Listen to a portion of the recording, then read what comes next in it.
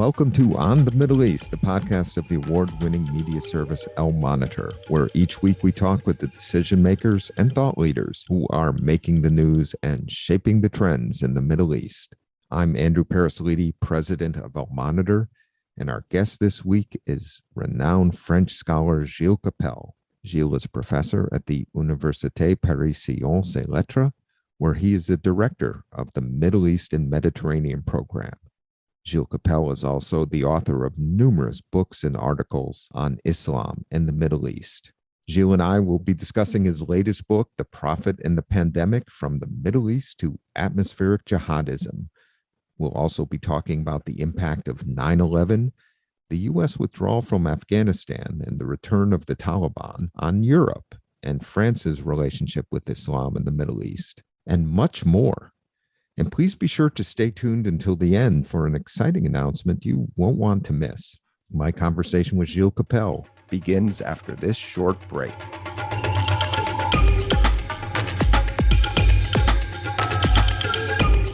All this developed, and this is the way I try to analyze it in the book, what I called atmospheric jihadism, or jihadism of atmosphere, i.e., as opposed to Al-Qaeda, which was a sort of Leninist pyramidal system, or as opposed to Daesh, which was a network-based thing, where people were giving orders and those orders were executed. There was a chain of command, whether it was vertical or horizontal. In the new phase, we have no chain of command. I mean, it's put on the web, people go on the web and decide to act. This is extremely difficult to deal with.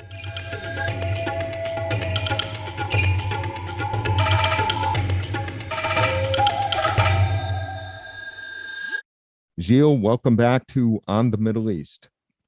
Thank you so much. In your most recent book, The Prophet and the Pandemic, which is available already in French and Italian and soon in German, Greek, and Spanish, you refer to the events of last year, the pandemic and the oil price drop, as hitting the region with what you call cataclysmic force, an accelerator to trend lines, which you go on to explain and we'll get into here today. But let's start with how China and the Abraham Accords, in addition to the pandemic and the oil price drop, have fractured the Gulf. Tell us about those changes in the peninsula. Well, I believe that, the pandemic had a tremendous effect on oil prices, and never ever in history had the barrel gone down to minus $37. So even though it has bounced back since then, it was a shockwave for the oil monarchies. And, people said there, okay, we're going to deal with renewables, but it was a sort of bukra, inshallah, tomorrow, inshallah issue. Now they decided that they had to take it very seriously. And if you think of the United Arab Emirates or Saudi Arabia, for instance, they decided that, they should invest in renewables, that they should lead the post-oil issue instead of being frightened with it. And investing in post-oil meant having access to new technology. And where would you get this technology? In the West in general, but also in a place nearby, that is Israel. And in my view, this was one of the main drivers behind the Abraham Accords or agreements. When you're United Arab Emirates and you sit on $1,000 billion of in sovereign funds, then you have a significant amount of money to spend. The same for Saudi Arabia, and therefore the agreements have not changed radically the balance of forces in the region, but they created a new system of alliances with the West, Israel, Egypt, Jordan, who are already together, but then with the Emirates, Bahrain. That means that Saudi Arabia had given its nihil obstat, the Sudan and Morocco, which made this sort of exchange between the Sahara and Palestine in a way. And this, of course, weakened a new sort of alliance in the region that was confronted and confronting another alliance, which was the pro-Muslim Brothers or pro-political Islam alliance that included Turkey, Qatar, two Sunni states who are significantly pro-brothers, and also brought into the bandwagon Iran, which was strange by the standard of 2011, for instance, when Sheikh Qaradawi, the leader of the brothers from Qatar, would lambast the Iranians because of the Bahrain events and said, no, this is an Iranian thing and we are against that.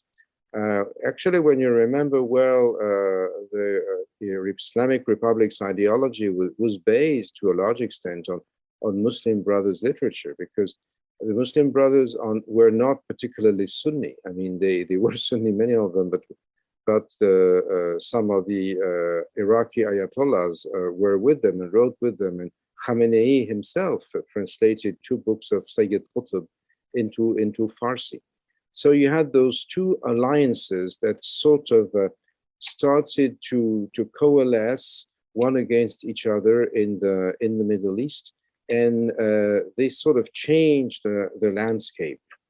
Then, adding on that, you had the sort of the development of Chinese policy in the Middle East. I mean, it had been prepared by the One Belt, One Road system, but then it took more and more importance, and politically, it suddenly burst out in the region when Iran decided to sign an agreement, a sort of unequal treaty in reverse with China, because China, was eager to set a foot in Iran because Iran was under US sanctions and it would take benefit of it. And, US policy was still thinking in terms of, hey, we're the hyperpower, and whoever does not abide by our rules cannot do business and whatever. Well, now, if you don't abide by US rules, China is happy to open a bank account for you, but except that the terms and conditions are rather harsh on you. So those things have changed, and there's also another front that has opened more or less with China in the background, which is the Nile Valley issue with Ethiopia, which is bankrolled by China, deciding to build this big dam, and the Egyptians being in panic because they think there's going to be far less water in the Nile.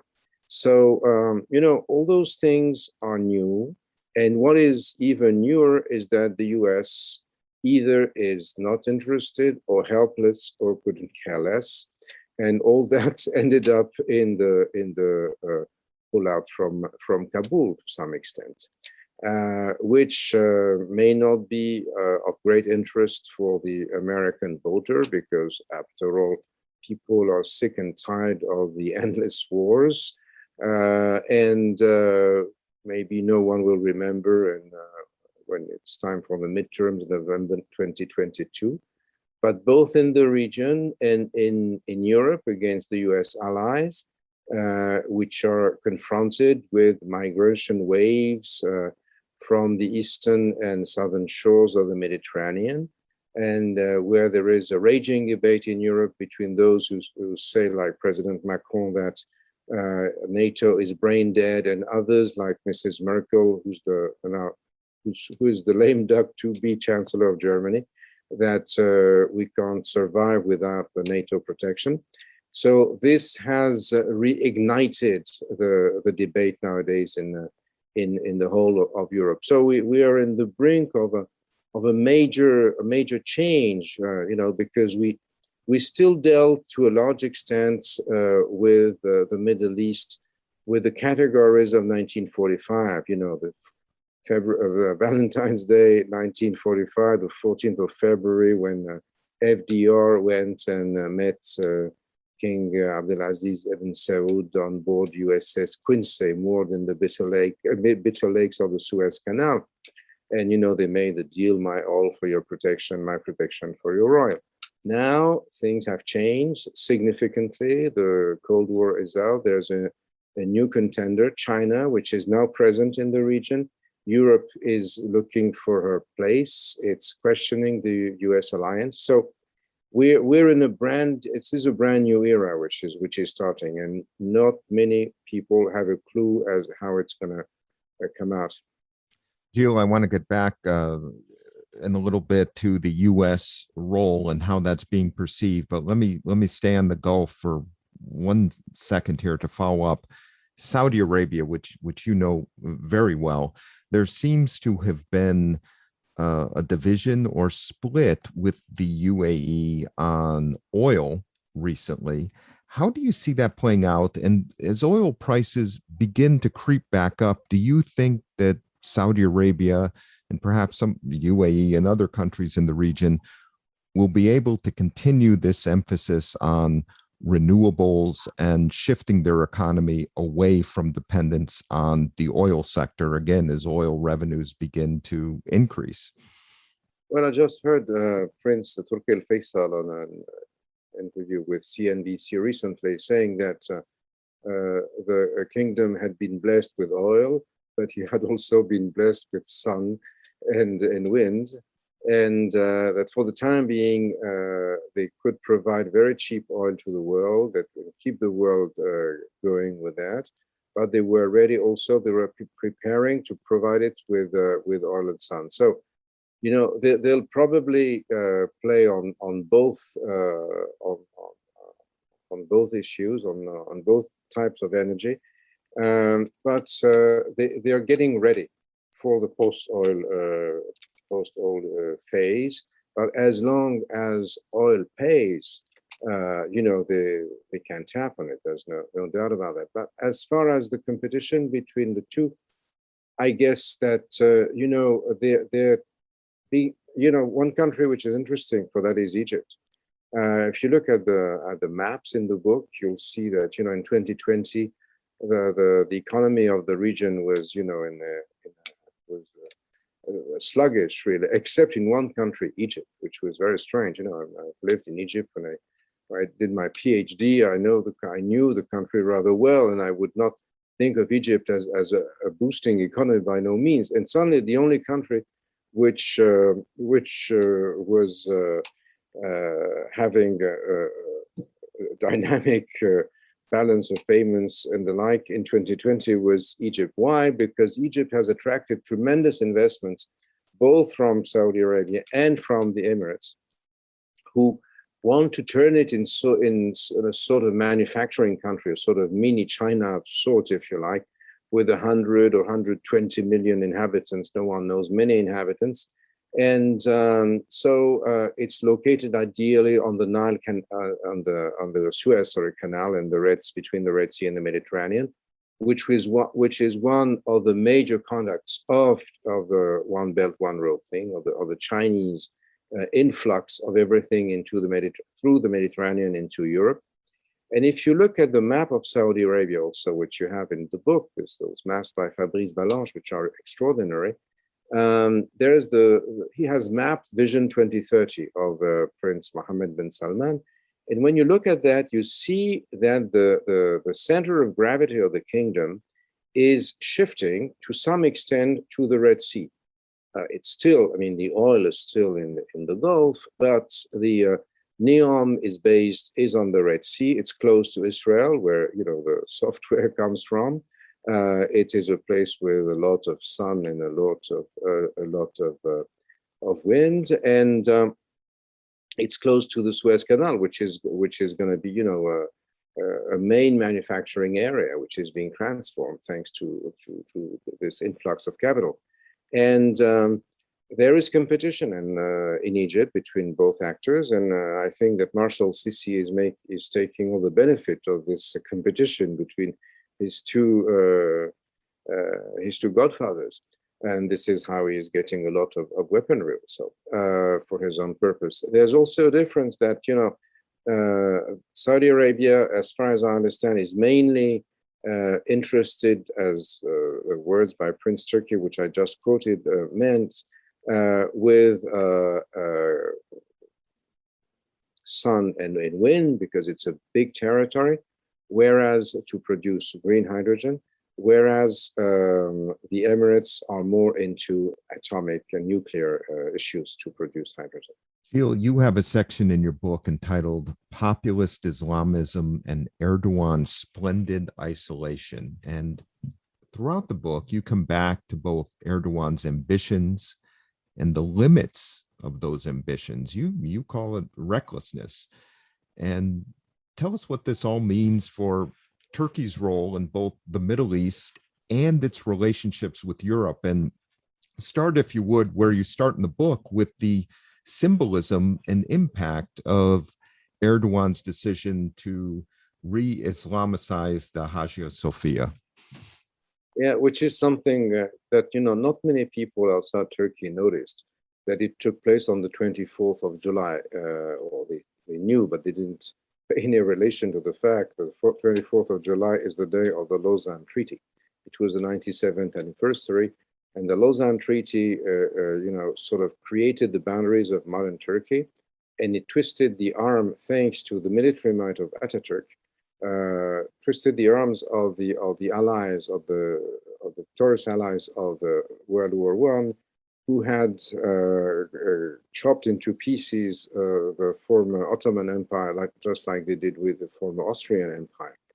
And the victorious Ataturk, the father of Turks, the Ghazi, the conqueror, as he was called, was the man of the Treaty of Lausanne that then canceled the Sèvres Treaty of 3 years earlier. And Erdogan chose that day, so he put his feet in the boots, the military boots of Ataturk, in order to twist the secular Ataturk's arm, because it was Ataturk who turned Hagia Sophia into a museum. It had been turned into a mosque in 1453 with the conquest of Constantinople by Mehmet II Fatih. It was originally a Byzantine cathedral, as you know. And so to him, it was a means to use Ataturk's legacy, military legacy, against Ataturk's secular legacy. But he did not mention that he was criticizing Ataturk. He played on both things. And I mean, I did not check exactly when the announcement was made, but the rumor in Turkey is that it was made public at 2:53 p.m. And as you know, it was in 1453 that Constantinople was conquered by the Ottomans. So this is, I don't know, I mean, whether or not this was true, but this was part and parcel of the legend. What this meant was that it sort of galvanized the fact that in Muslim spirits worldwide, saying, "Hey,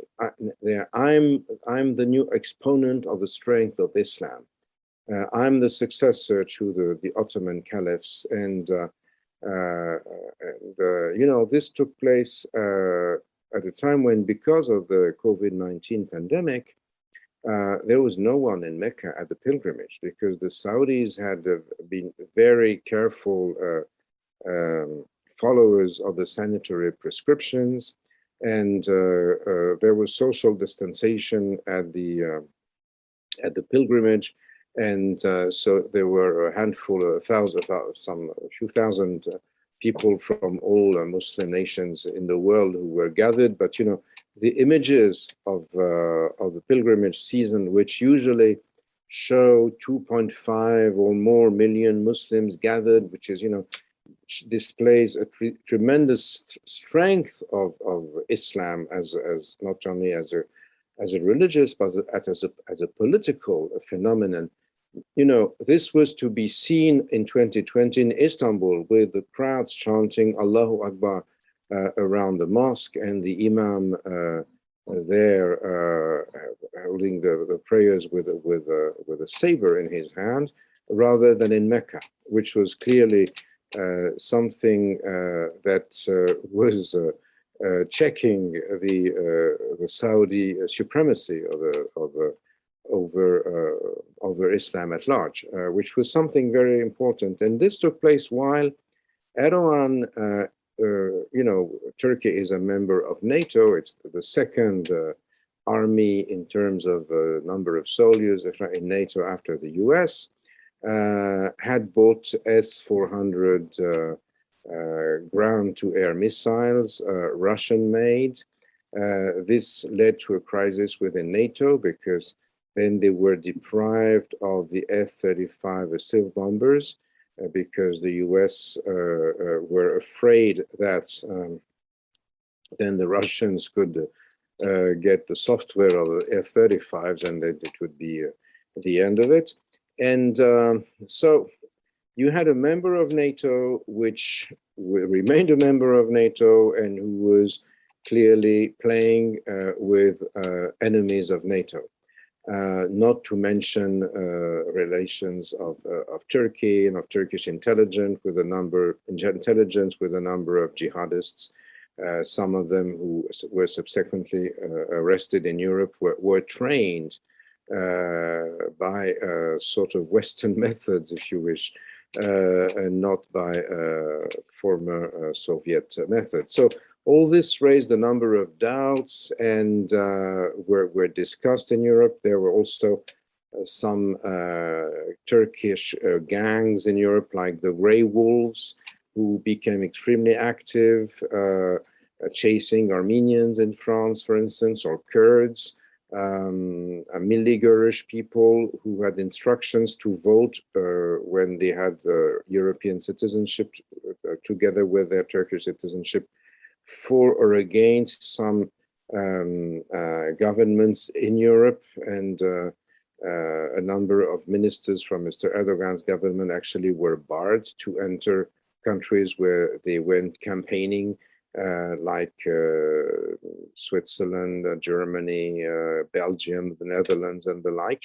So this created a new atmosphere. I mean, in a way, Turkey under Erdogan sort of tried to play on the Ottoman heritage very much, and also this was not only Erdogan became a player on its own in the Syrian crisis, but also in Libya, where, as you know, they moved former Libyan rebels to Libya, former Syrian rebels, sorry, they moved former Syrian rebels with the Turkish proxy uniforms to Libya, to the rescue of the Tripoli troops. I mean, like the Bashibuzuk of old of the Ottoman Empire, which was something that had not been foreseen by the Europeans, and the French and the Italians were bickering over Libya, and while they were doing so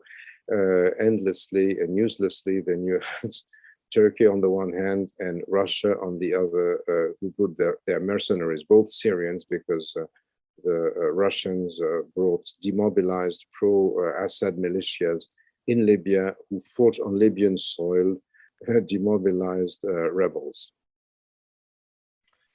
Gilles, in this book, as in past books and articles, you go deeper than just about any other author I can think of on the impact of these trend lines in the Middle East and the Islamic world and what they mean for Europe. And you have a section called From North Africa to the Benelux or Suburbs of Europe, or France in particular. You're based there in Paris. Help us understand the trend lines in North Africa and how they are playing out on the continent. Well, North Africa is also caught, was also caught in the 2020s in a number of turmoils.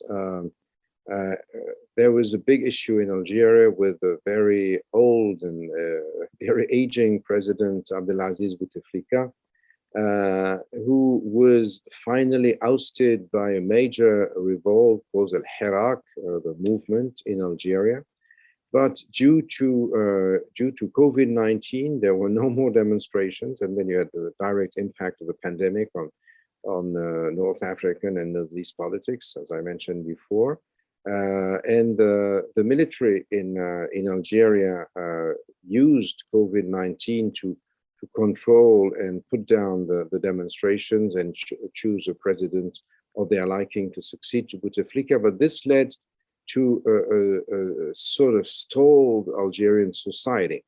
And Algeria is stuck with its exclusively oil and gas exporting dependency, and is unable to promote any reforms of the governing system. So this is leading to a major crisis of identity in the country. Everybody in Europe fears that the country is going to undergo a dark period, like we witnessed in the 1990s, in the jihad days, which of course means, and this is what Europe fears when anything happens in the eastern or southern shores, is going to lead to uncontrolled waves of illegal migration. And while this happens, Morocco made a step aside to some extent with the signing of the Abraham agreements in December 2020. The Western Sahara question had been arbitrated by the UN, as you know, as something that needed a referendum under international auspices to decide of the fate of Western Morocco, which is under Moroccan tutelage. And with the agreement, the Abraham agreements, President Trump's administration recognized Morocco's sovereignty on Western Sahara, and as compensation, if I may say so, Morocco was the fourth country joining the Abraham Accord and exchange ambassadors with Israel and the like. Morocco has a very long history of relations with Jews in general, because it was a country where Judaism prospered for a very long time. There are something like, if I remember well, 800 Jews from Moroccan descent in Europe, many in France among our Sephardic population, many also in Canada. And so, it was not something artificial, it was something that dealt with one of the deepest elements within the complex and rich Moroccan history and identity.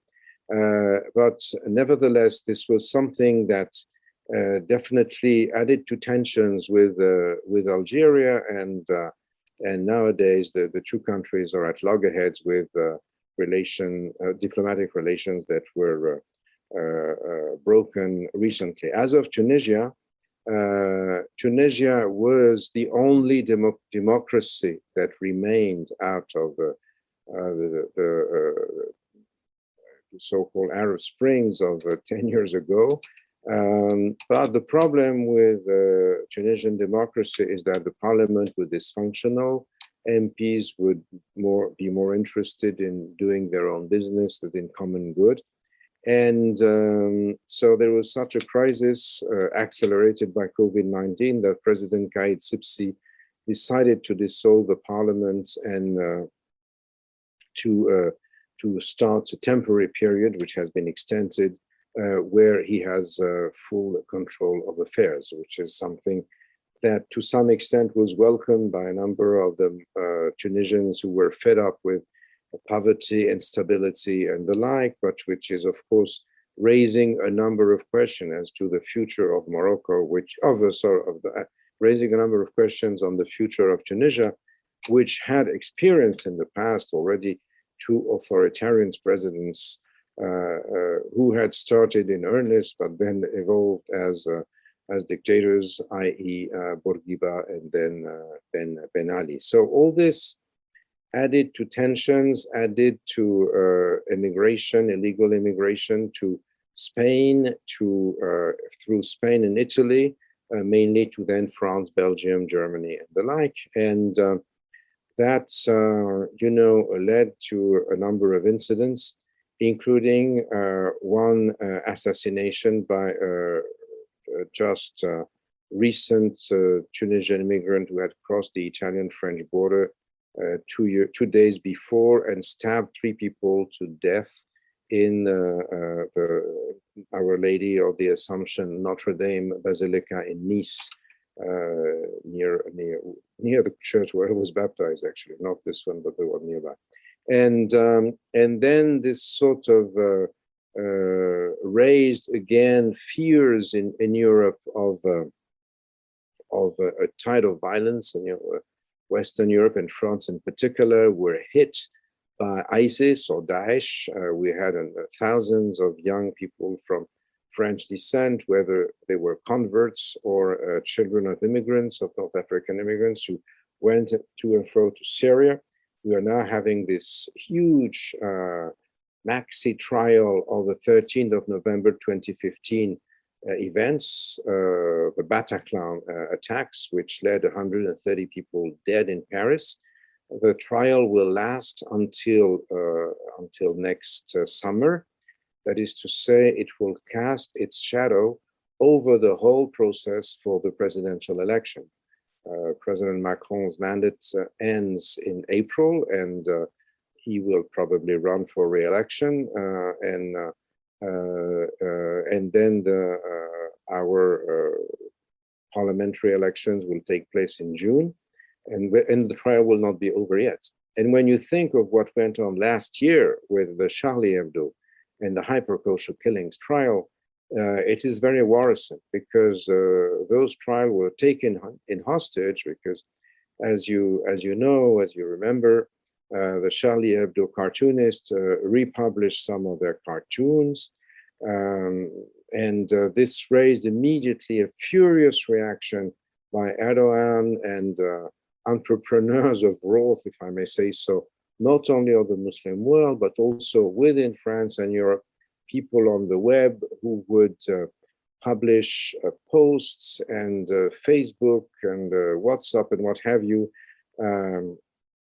posting, these are murderers, these are criminals, get out of them. And then you had others who had already been radicalized, whether in a radical Marx or through friends and or like-minded people, who took it into their arms to inflict the death penalty on them. And this is how we had this young Pakistani guy who spoke quasi no French, but who saw on his cell phone demonstrations in Pakistan chanting death to the blasphemers, and then bought a cleaver and tried to kill 2 people whom he thought were Charlie Hebdo cartoonists. They had nothing to do with that. We had this Chechen guy who, based on this, on following, the following of those same entrepreneurs of wrath, decapitated a teacher in a secondary school or in a high school rather, who had shown some caricatures to his pupils so that they could judge and analyze what it meant. Then we had the stabbings in Nice, and all this developed, and this is the way I try to analyze it in the book, what I called atmospheric jihadism, or jihadism of atmosphere, i.e., as opposed to Al-Qaeda, which was a sort of Leninist pyramidal system, or as opposed to Daesh, which was a network-based thing, where people were giving orders and those orders were executed. There was a chain of command, whether it was vertical or horizontal. In the new phase, we have no chain of command. I mean, it's put on the web, people go on the web and decide to act. And that's extremely difficult to deal with for security services. And this is what led Macron to make his famous speech at Les Mureaux, saying that Islamist, and I insist on the separatism, was something that was extremely dangerous, i.e., preaching that you have to build a separate identity on the basis of particularly rigid understanding of religion within a country and divide a country within itself on the base of strict adherence to a faith and rejecting all others as impious unbelievers, infidels, and the like. And this, in its term, developed a new wave of rage because this was not translated into Arabic. Then, or people would say in the Arab world, hey, this is something against Muslim, this is a symbol of French Islamophobia. And that led also to a number of misunderstanding, fury, and the like. And with all that, the whole trial of Charlie Hebdo and the killing of the Jewish patrons of the hyper kosher supermarket in January 2015 was totally derailed.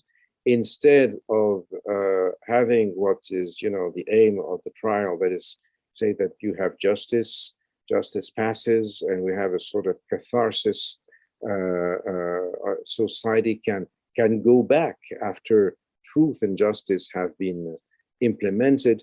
Then this was left halfway, and this is the big challenge now for us. I mean, that the November 2015 massacres can be dealt with, and that truth and justice can be administered, and which is not anything. It's a big challenge. It's the biggest ever trial in the history of France.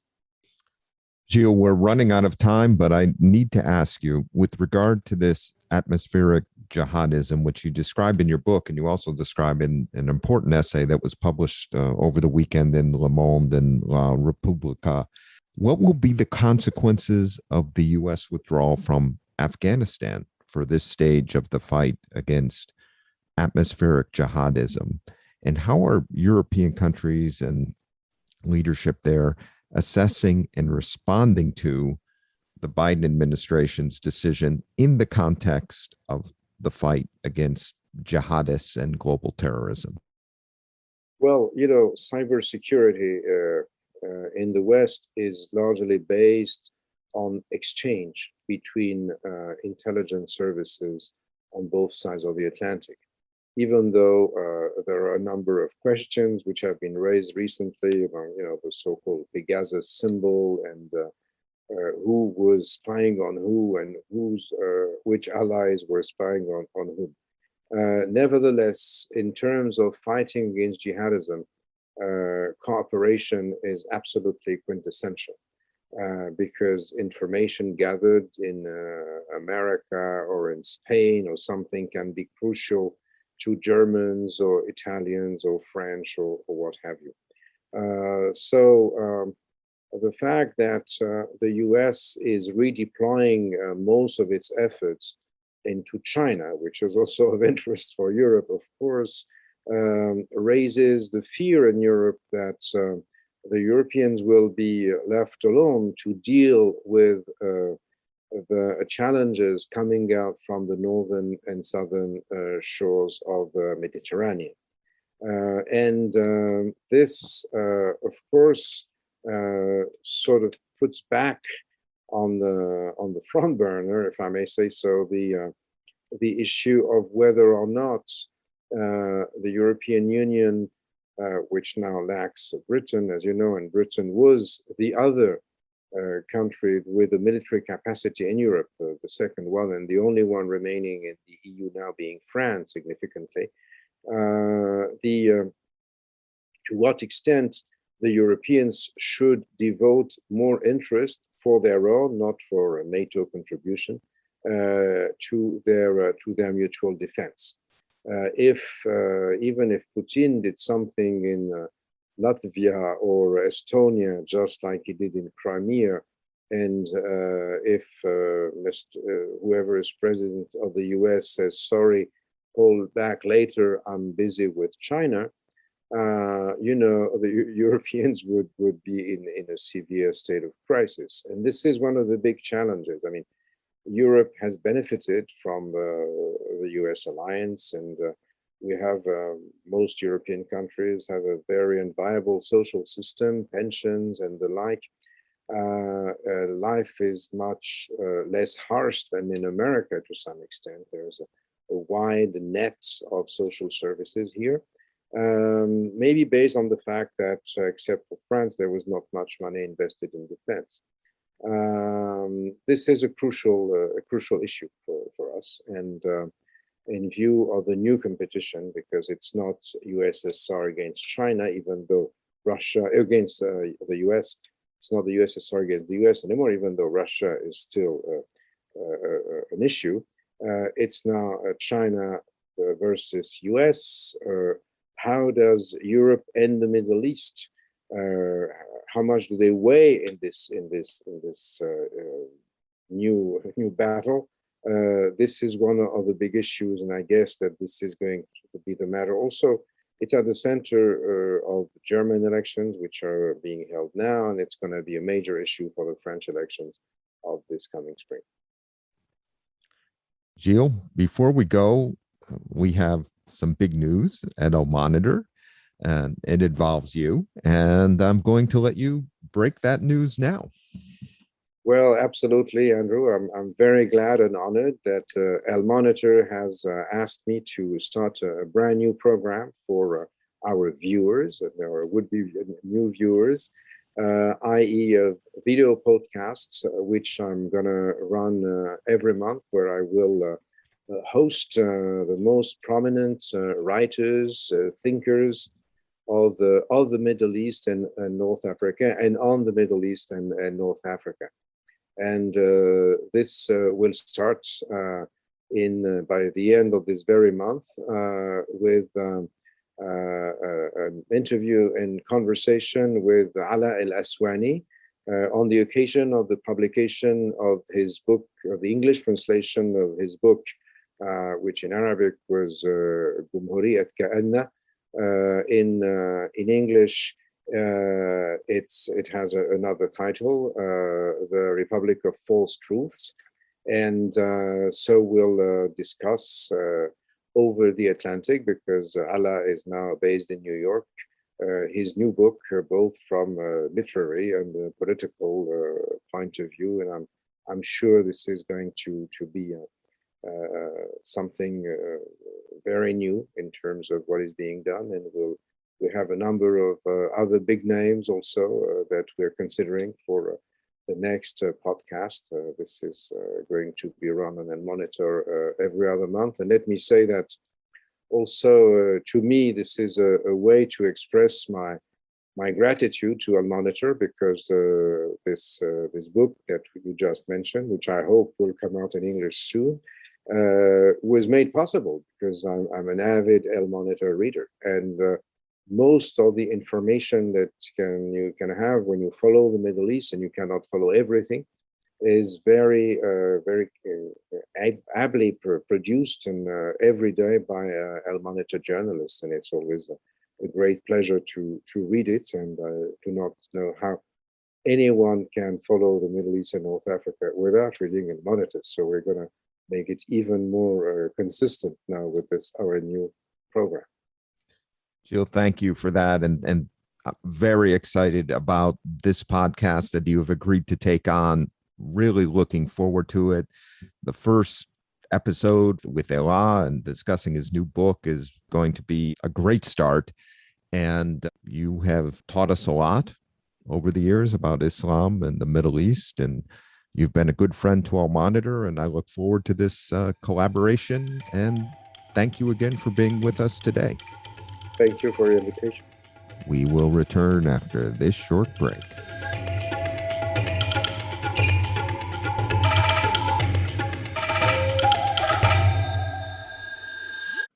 I'm Ben Caspit, Al Monitor veteran columnist reporting from Israel, one of the world's major news and action suppliers of all times, comparing to its tiny size. I've been covering and analyzing the political, diplomatic, and military arenas in Israel for over 34 years. My best-selling biography, The Netanyahu Years, was out 2 years ago. I covered 7 prime ministers, 1 major war, 2 intifadas, 1 prime minister's assassination, 2.5 peace treaties, 4 military operations in Gaza, and it's not letting up anytime soon. I'm glad to invite you to On Israel, our podcast, where we will discuss major events in Israel and its surroundings, Talk to decision makers, leaders, and analysts, and try to understand the chaos that comes with the territory of Israel and the Middle East. You will never have a dull moment with us. See you soon here on Israel Al Monitor.